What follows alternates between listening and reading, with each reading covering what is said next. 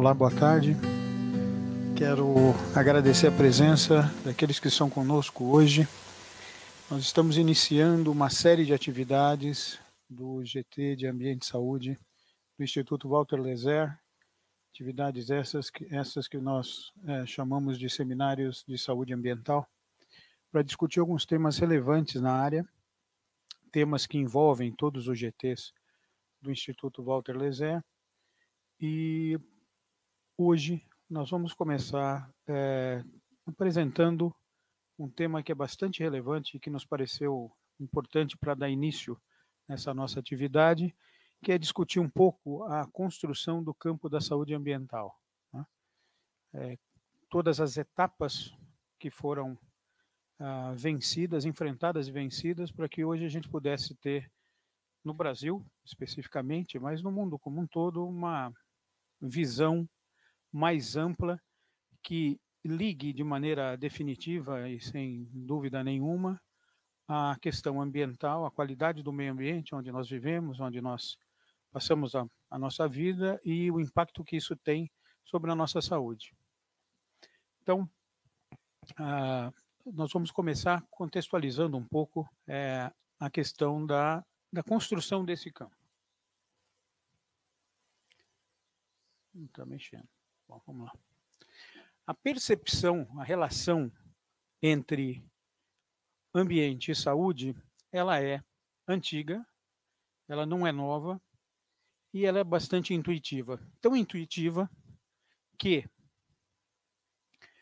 Hipócrates, aproximadamente no século IV a.C., num dos seus textos sobre saúde, já mostrava a importância dos diferentes aspectos do meio ambiente sobre a saúde das pessoas.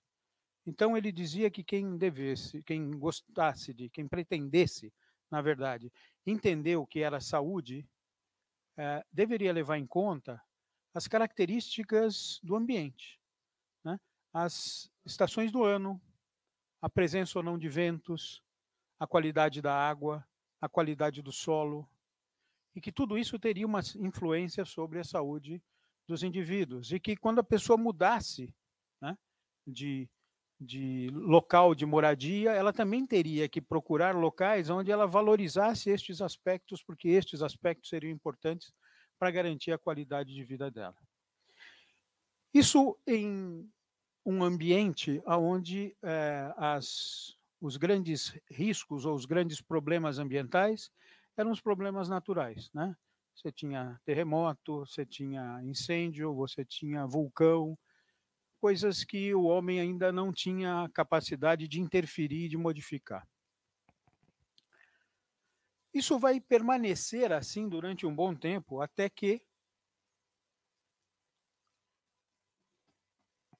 a Revolução Industrial aparece.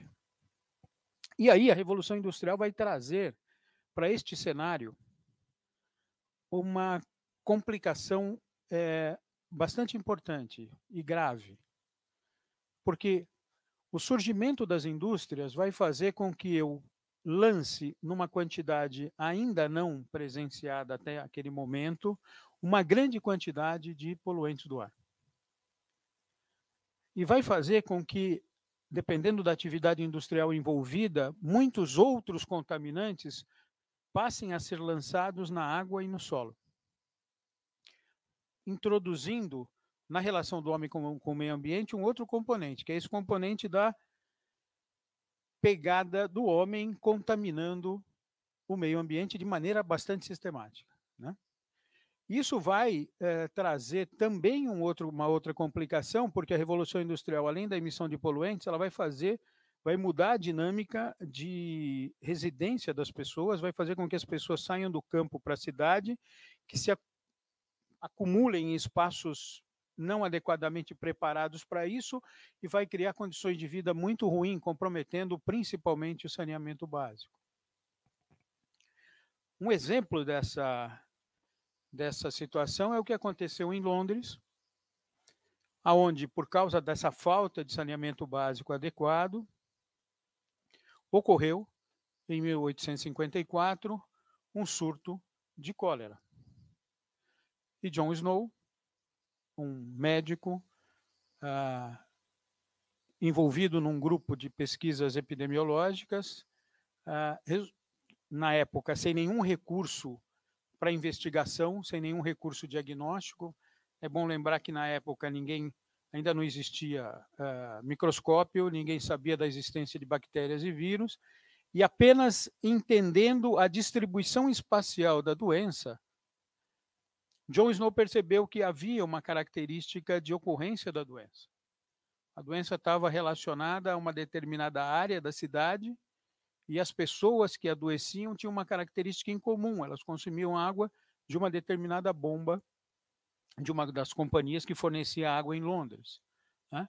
Então, essa mudança do ambiente, a precarização da condição de moradia, o comprometimento da questão sanitária, acabou produzindo este surto de cólera e foi uma ação, uma investigação epidemiológica que pôde diagnosticar e identificar a causa provável, que era a água contaminada fornecida por essa bomba, sem que ninguém soubesse exatamente o que era a cólera, qual era o agente que causava a cólera e como eu poderia tratar, já que nessa época ainda não havia nenhum recurso para esse tipo de ação. A interferência do homem no meio ambiente, ela continua ao longo do século XIX, começo do século XX, e ela é retratada de diferentes maneiras. Uma das maneiras que ela foi retratada foi através das pinturas de Monet. Um famoso pintor que tinha por hábito se hospedar em Londres, num determinado hotel, tendo como cenário a ponte de Waterloo. E Monet passou a pintar, a fazer séries de pinturas sobre a ponte de Waterloo. E o que a gente observa nas pinturas de Monet é que, do início das suas atividades, ao longo dos anos, o cenário ao longo do Rio Tâmisa já foi mudando. Foi mudando drasticamente. Drasticamente por causa da presença da atividade industrial, da emissão de poluentes, fazendo com que, alguns anos mais tarde, já na metade do século XX, Londres sofresse um período de inversão térmica, onde houve um acesso, um acúmulo de poluentes sobre a cidade, fazendo com que um número muito grande de pessoas morresse ao longo de uma semana. Isso causou uma preocupação muito grande. E este é um dos eventos de poluição ambiental do século XX que ajudou a criar, né, uma comoção, uma busca por solução do problema, que ajudou a criar uma legislação para isso. Né? Mas o que a gente quer mostrar aqui é que a contaminação ambiental, ela tem uma assinatura característica do ser humano que, a partir da Revolução Industrial, começa a introduzir no meio ambiente contaminantes que agravam a situação.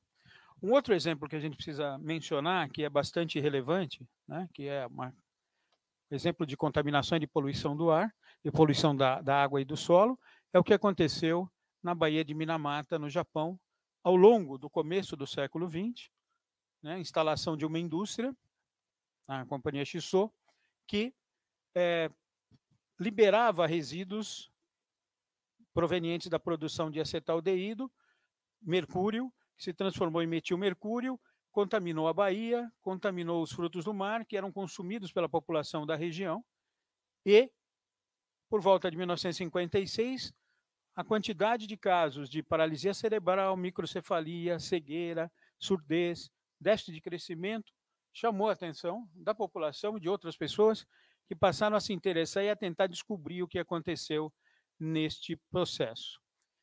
Em todas as situações que a gente está mencionando aqui, e muitas outras que a gente não vai ter tempo de mencionar ou de citar nessa abertura dessas nossas falas, dessas nossas conversas, é que existe um padrão de resposta do agente poluidor.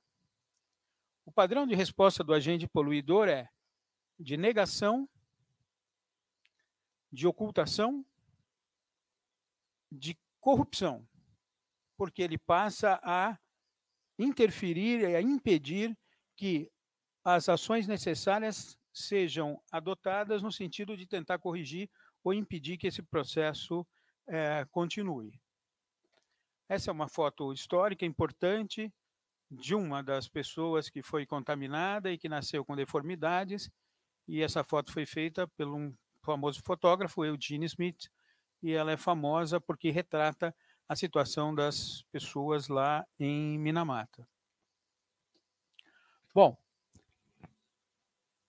conforme a atividade industrial cresceu ao longo dos últimos 200 anos, mais ou menos, a contaminação ambiental se tornou um problema emergente,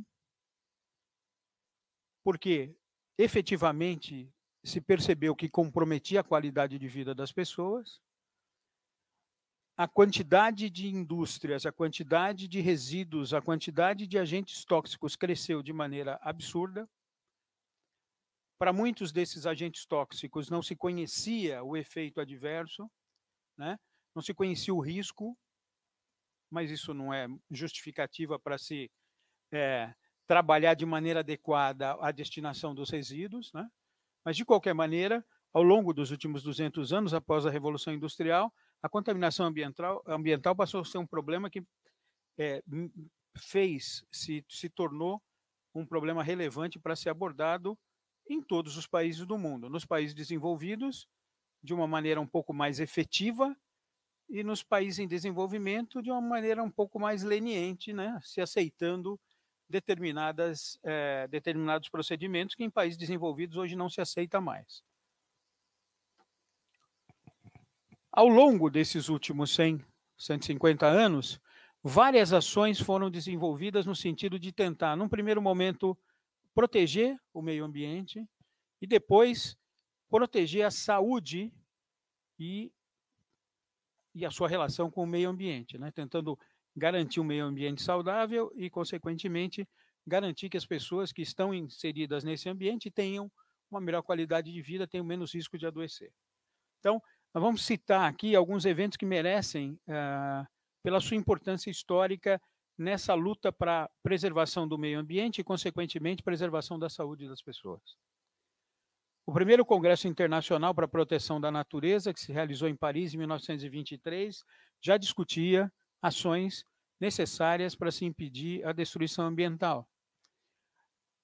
O Tratado de Defesa do Meio Ambiente contra a Poluição em Londres, em 54, foi uma consequência direta dos eventos de Londres, que eu já mencionei anteriormente, de excesso de poluição do ar.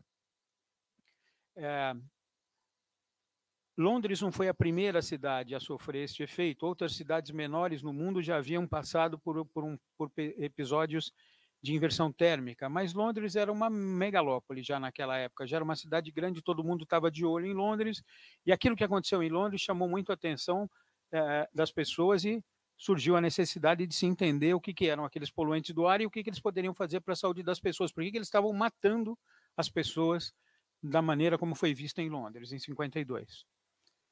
O Tratado Antártico de 59 também começou a se preocupar com a preservação da região.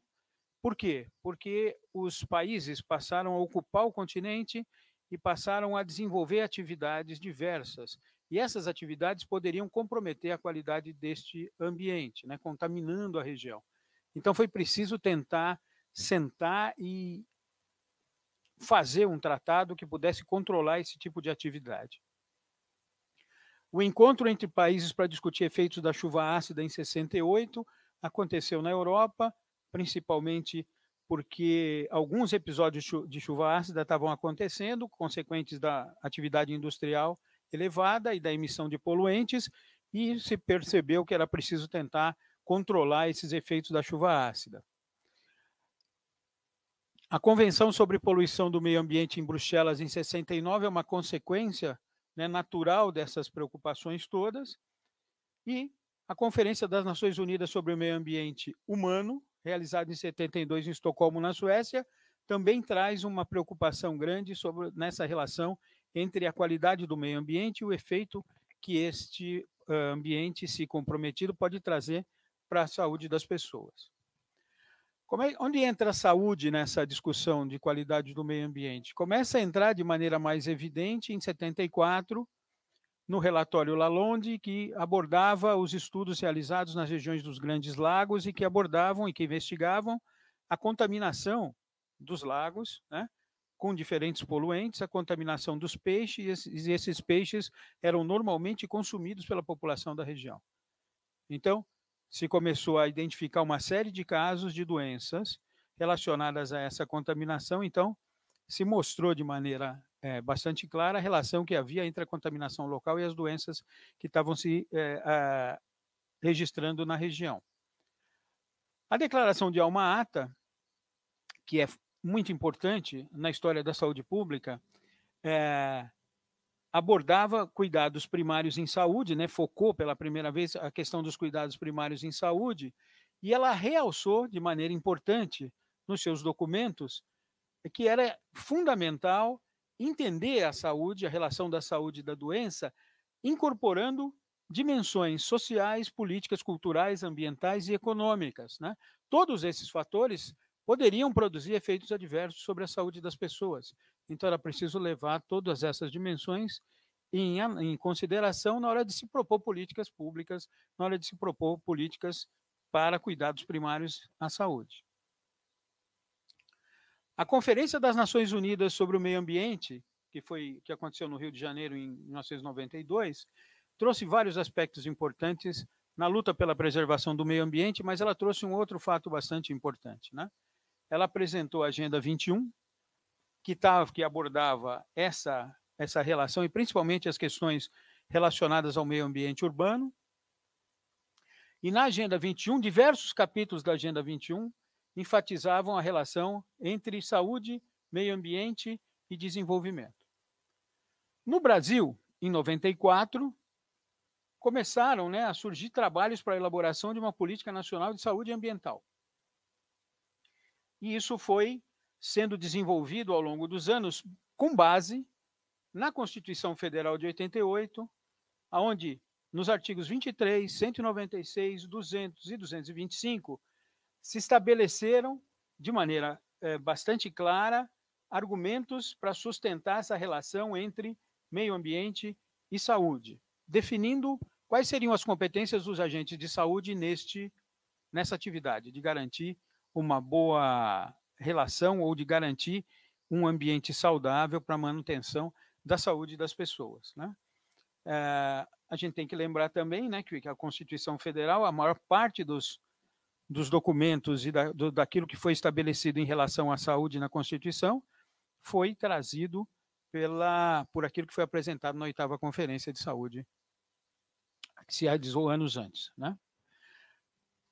Foi estabelecida também uma importante ação no sentido de garantir a preservação do meio ambiente, que foi a criação da vigilância em saúde ambiental no Brasil, que se dá a partir da instalação do Decreto 3.450, de 9 de maio de 2000, que assegurou a implantação em todo o território nacional desta ação de vigilância em saúde ambiental, ou seja, garantir que o meio ambiente esteja o mais preservado possível para que ele possa interferir de maneira salutar e não de maneira negativa na saúde dos moradores das regiões comprometidas. Então, um sistema de vigilância em saúde ambiental, como o que a gente tem no Brasil hoje, é um modelo de atuação no âmbito do SUS que objetiva a implementação das ações que podem levar a uma melhor relação entre saúde humana, degradação e contaminação ambiental. Então, segundo o Ministério da Saúde, como é que a gente define vigilância em saúde ambiental?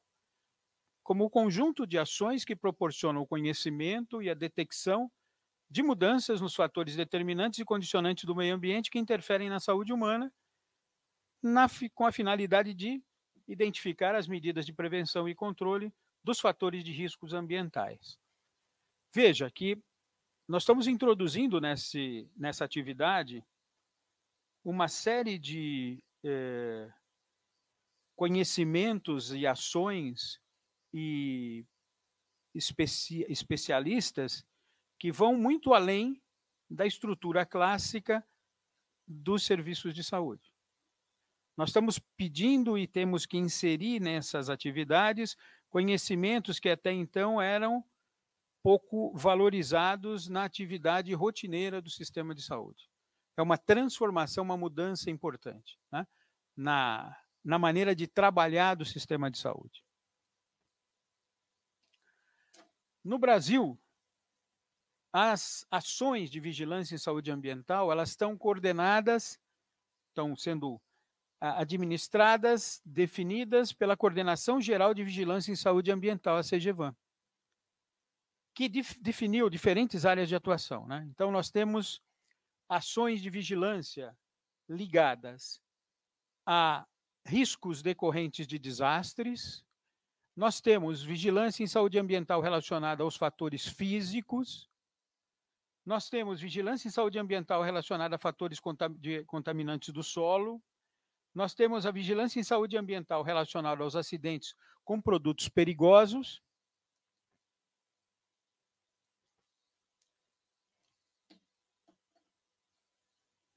É isso, né? Acho que amputamos alguns aqui.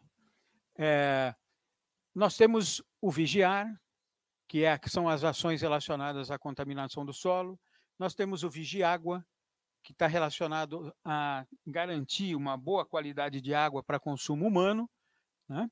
Então, são diferentes as ações do sistema de vigilância para garantir que eu possa cobrir todas as possibilidades de alterações do meio ambiente que possam levar ao adoecimento das pessoas. Bom,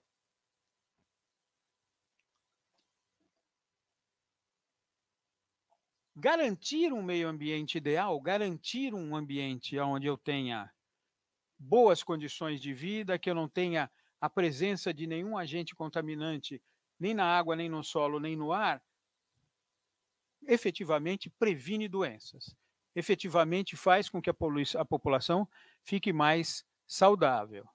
Então, se tivéssemos um ambiente ideal, se tivéssemos água com qualidade preservada, o ar com a qualidade preservada, o solo com a qualidade preservada, nós teríamos uma situação bastante ideal. Só que na prática, isso não acontece. Apesar de regulamentações, estruturas de vigilância, ações programadas, legislações que impedem ou que deveriam impedir que o agente poluidor acabe contaminando efetivamente o meio ambiente, porque eu estou lá fiscalizando as emissões da chaminé, as emissões dos esgotos e estou impedindo que ele leve o resíduo da sua produção para contaminar qualquer outro lugar. Apesar de tudo isso, apesar deste arcabouço, né, jurídico e de fiscalização, a coisa, infelizmente, não acontece dessa maneira. E o que a gente tem é episódios frequentes, espalhados pelo mundo todo, de contaminação do ar, de contaminação do solo, de contaminação da água. E essa contaminação, ela não se dá em áreas distantes, em áreas onde eu não tenho a presença do ser humano. Essa contaminação se dá de maneira sistemática em áreas onde eu tenho a presença do ser humano. E o ser humano, então, está exposto a esse tipo de poluição, a esse tipo de contaminação. E muitas vezes as condições de vida impedem que a pessoa tenha a opção de não se expor. Muitas vezes ela não tem esta opção. E ela acaba encontrando um jeito de conviver com esse tipo de situação. E é esta a realidade que a gente precisa combater. É essa aceitação desta condição de vida indigna e perigosa que a gente precisa combater, que a gente precisa tentar corrigir da melhor maneira possível, né? O campo da saúde ambiental faz isso.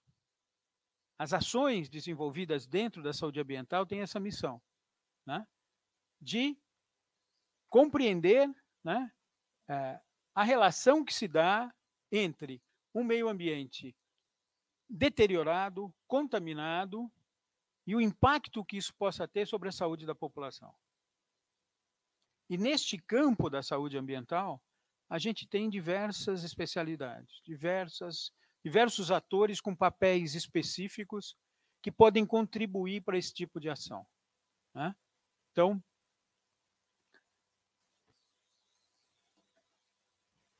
dentro desta estrutura, a gente tem o poder público, que tem a obrigação de fiscalizar o agente poluidor, e teoricamente existem recursos para isso, existem estruturas que foram desenvolvidas e que deveriam funcionar de maneira adequada para controlar essa emissão de poluentes. Nós temos a academia, que normalmente demandada pelo poder público ou pelo Ministério Público, que faz parte da sociedade civil, que desenvolve estudos na busca de identificar o risco e de fazer proposições para soluções que sejam permanentes ou pelo menos satisfatórias para essas situações de contaminação e de exposição. E a gente tem a sociedade civil, os moradores, que têm também um papel importante quando eles denunciam, quando eles exigem que tanto o poder público, quanto o Ministério Público, quanto a academia se envolvam na busca por uma solução adequada destes problemas. A gente tem inúmeros grupos no Brasil que desenvolvem estudos relacionados à saúde ambiental.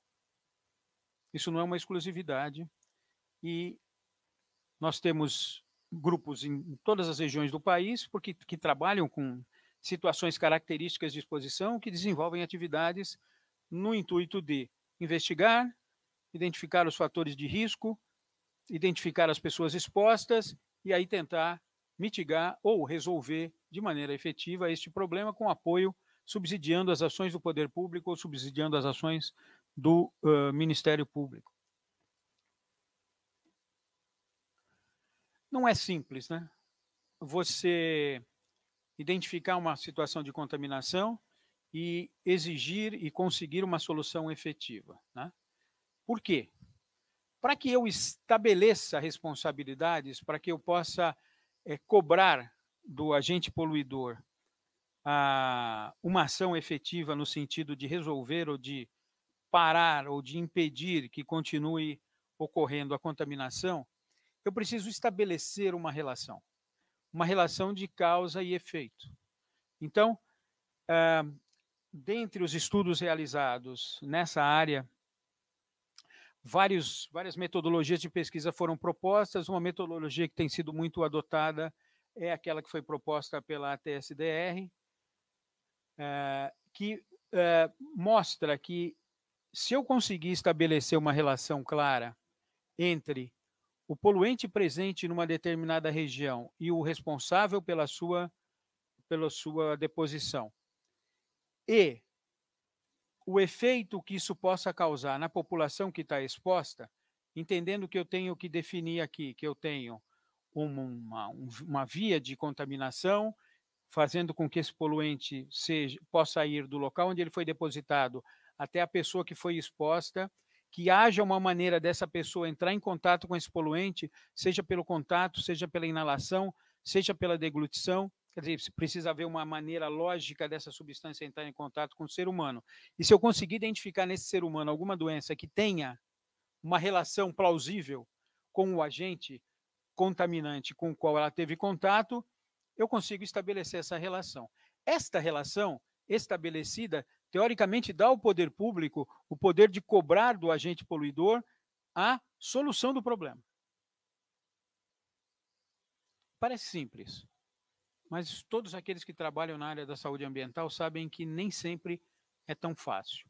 Nem sempre a gente consegue estabelecer essa relação com todos os elos dessa cadeia, mostrando, sem dúvida nenhuma, que eu tenho um responsável e que essa ação indevida, sem cuidado, acabou produzindo doença, acabou fazendo com que as pessoas sofressem as consequências dessa ação. Então, porque neste processo muitas ações são feitas, muitas interferências ocorrem e nem sempre a gente consegue estabelecer esse tipo de caminho. Para a gente caminhar para a parte final desse nosso primeiro encontro e dessa nossa primeira apresentação, eu queria trazer aqui para vocês um exemplo dessa situação de contaminação ambiental e das ações que podem ser feitas no sentido de tentar resolver o problema. Nós vamos discutir hoje o caso da Baixada Santista. O caso da Baixada Santista, da contaminação da Baixada Santista, é um marco na história da poluição ambiental no Brasil.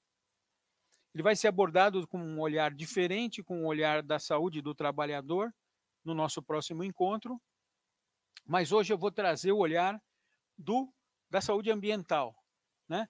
Das consequências da contaminação de diversas indústrias na região, que acabou expondo uma quantidade enorme de pessoas a diferentes tipos de contaminantes. E essas pessoas adoeceram, mais do que poderiam, mais do que a gente encontraria em qualquer outro lugar que tivesse as características da Baixada Santista. E adoeceram porque os moradores passaram a dividir espaço com as áreas contaminadas pela indústria. Então, o que nós temos na Baixada Santista são uma série de indústrias que contaminaram o terreno das suas indústrias, mas que contaminaram outras áreas porque resolveram destinar os seus resíduos industriais para depósito em áreas longe da fábrica, longe da planta. E, num movimento paralelo, esta área que foi contaminada de maneira não oficial, porque ninguém avisou e ninguém explicou aonde jogaria o resíduo da sua produção industrial.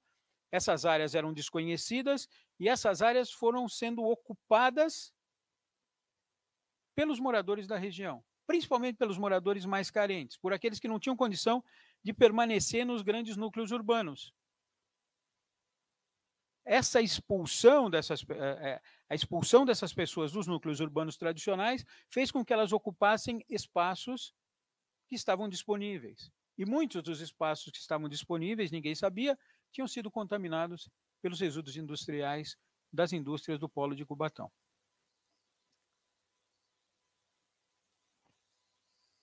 Aqui só para mostrar que nós temos, vou voltar, nas áreas, próximos às áreas contaminadas, a gente tem uma grande quantidade de núcleos habitacionais.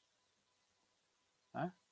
Ao longo da cidade do Guarujá, em Cubatão, vários núcleos habitacionais, em São Vicente. Né?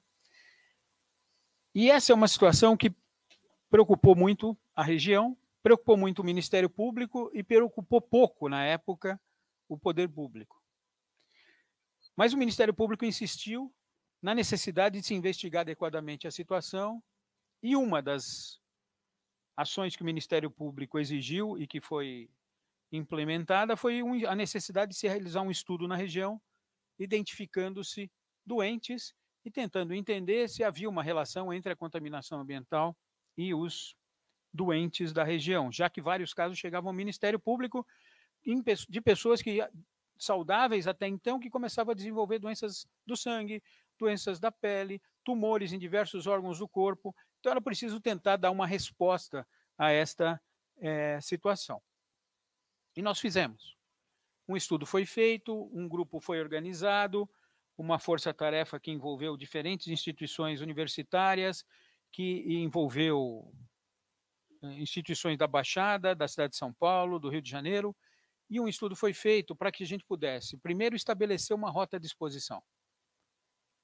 Então ficou claro que havia uma rota de exposição, havia uma área contaminada, havia presença de contaminantes, os contaminantes estavam no solo, na água, na poeira residencial. Então as pessoas estavam expostas dentro de casa aos contaminantes da região.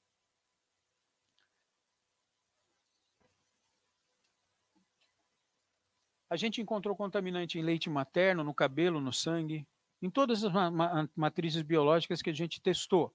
Então, estava claro que o contaminante tinha saído do local onde ele tinha sido depositado e tinha chegado até as pessoas que moravam na região.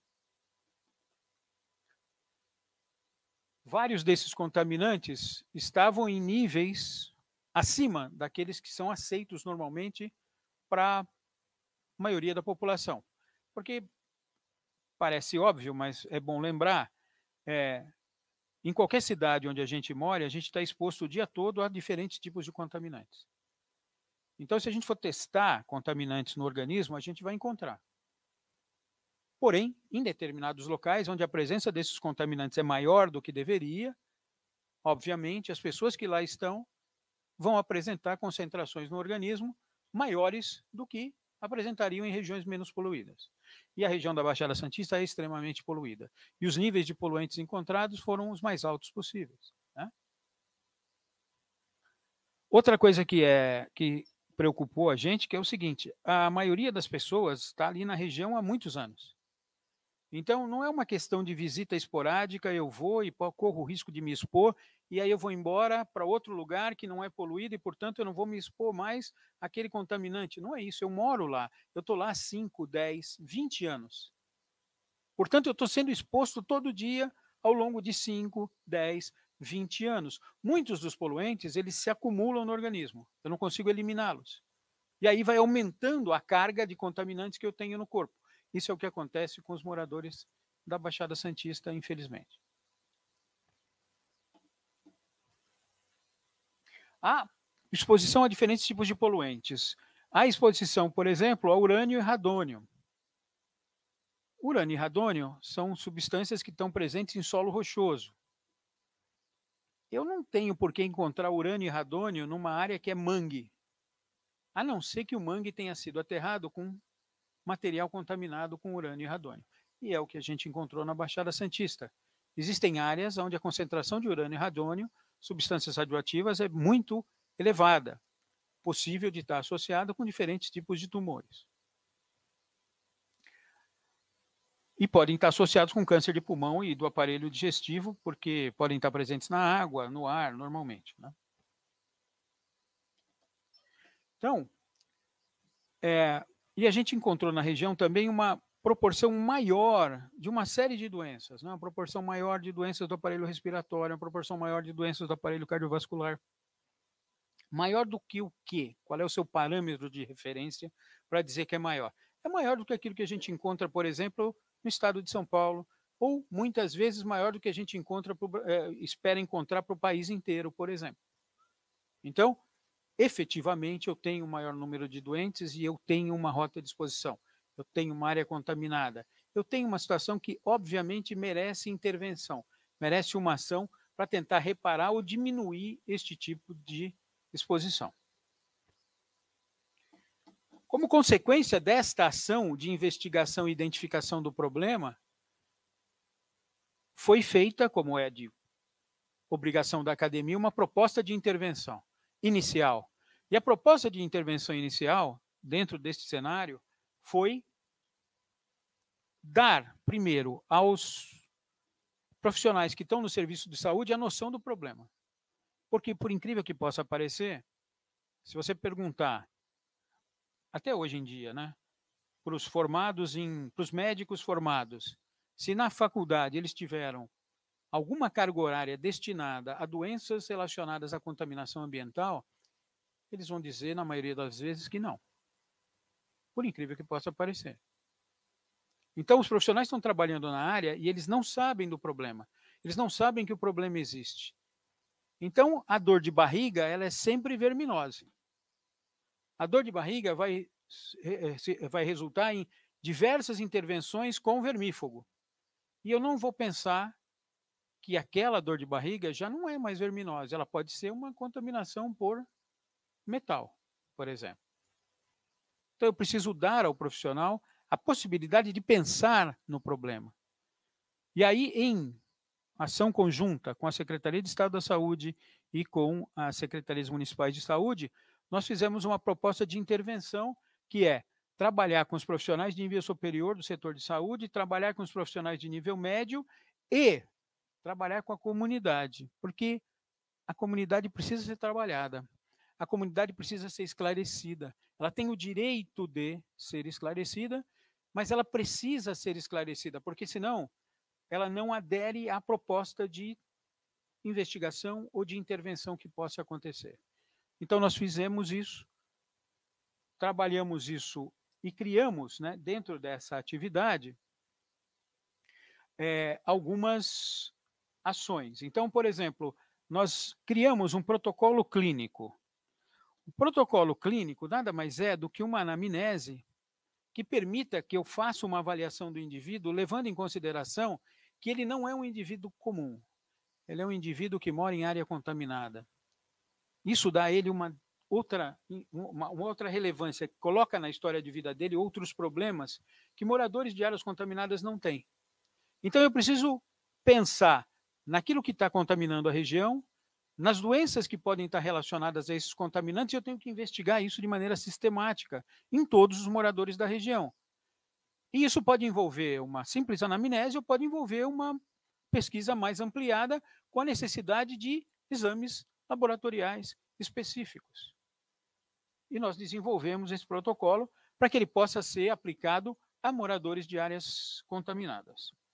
Também construímos um protocolo de investigação epidemiológica, que nada mais é do que um instrumento que possa dar ao agente de saúde, aos médicos da unidade básica de saúde, a possibilidade de desenvolver uma atividade que possa identificar novos problemas, que possa dimensionar problemas atuais conhecidos. Mas eu permito que a atividade rotineira inclua atividades de investigação epidemiológica. E desenvolvemos também um material para ser entregue para as crianças da região, que é uma cartilha, morando em áreas contaminadas e cuidando da saúde, que desmistifica um pouco a história do, se a população ficar sabendo, vai causar um desespero nessa população. Por isso eu não conto para a população que ela mora em área contaminada. Por isso eu não mexo no vespeiro, porque vai que as vespas resolvem ficar revoltadas. Esse é o discurso, né? Na maioria das vezes, quando a gente vai para o serviço, tenta interagir com as prefeituras. Então, a ideia foi informar sem assustar, mas sem negar aos moradores da região o direito de serem informados da sua realidade. E ele tem que saber que em determinadas situações eu não posso plantar, a não ser que eu faça uma plantação suspensa e traga a terra de outro lugar. Que eu não posso consumir a água do local. Muitas vezes, nem se eu ferver, nem se eu colocar cloro, porque não vai resolver o problema da contaminação por produtos químicos e nem pelos radioativos. Então, é uma obrigação da academia, na sua relação com a população, garantir que ela tenha todas as informações necessárias para conhecer a sua realidade e poder ajudar na busca por uma solução adequada para aquele problema. E, de maneira geral, o resultado dessa nossa ação, ele tem sido bastante positivo e tem trazido resultados bastante interessantes, né? Ele iniciou por algumas prefeituras, outras prefeituras pediram para que essa atividade fosse desenvolvida. Em outras regiões, a gente conseguiu, e a gente vai discutir aqui, por exemplo, daqui a 2 encontros, o caso da Vila Carioca, a gente conseguiu trazer o protocolo para a Vila Carioca e aplicar na Vila Carioca, que é uma outra área contaminada na cidade, no município de São Paulo, né? Então, esse tipo de ação, ele se faz necessário, né?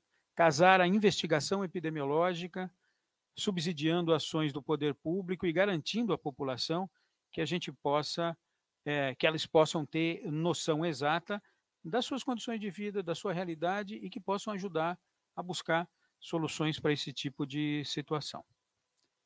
Bom, eu acho que falei bastante para esse primeiro encontro. Esse primeiro encontro seria um diálogo que a gente tinha programado com um outro pesquisador que faz parte do nosso GT de Ambiente e Saúde, o professor Luiz Alberto Amador Pereira, que infelizmente por questões de saúde não pôde estar aqui. Então eu resolvi falar para vocês um pouco do que é essa construção histórica do campo da saúde ambiental e dizer um pouco da nossa pequena, minúscula, mas acho que relevante contribuição na busca pela identificação de áreas de risco, de população de risco e em relação a propostas que possam melhorar essa situação. Nos nossos próximos encontros, a gente vai falar sobre o caso Ródia, mas aí na perspectiva do trabalhador, e daquilo que aconteceu com aqueles que foram expostos de maneira bastante intensa aos poluentes que a Ródia gerava na região. No outro encontro, como eu falei, nós vamos trabalhar um pouco a questão da Vila Carioca, que também é uma questão de contaminação industrial no meio de uma cidade importante como a cidade de São Paulo, portanto, um caso também antigo e de difícil solução. E no último encontro, a gente vai ter a oportunidade de trazer aqui um outro professor da Faculdade de Medicina do ABC, que vai conversar com a gente sobre a experiência de tentar instalar efetivamente um sistema de vigilância e de ações no município de São Bernardo, que é uma área também, por incrível que pareça, bastante contaminada, com vários locais onde as indústrias depositaram irregularmente resíduos e que depois foram ocupadas por moradias. Ele vai tentar mostrar para a gente como é que é, na prática, trabalhar dentro do serviço e tentar controlar as questões relacionadas à contaminação ambiental. Eu espero que essas informações tenham sido úteis e que a gente possa se encontrar no próximo encontro no dia 1º de junho.